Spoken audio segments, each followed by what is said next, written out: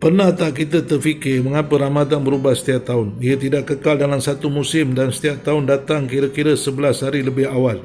Ramai mengatakan ini kerana kalender bulan. Cuba bayangkan jika Islam mengikut kalender matahari, umat Islam di bahagian utara akan sentiasa berpuasa dalam musim sejuk yang pendek, manakala di bahagian selatan pula sentiasa berpuasa dalam musim panas yang panjang dan terik sepanjang hidup mereka.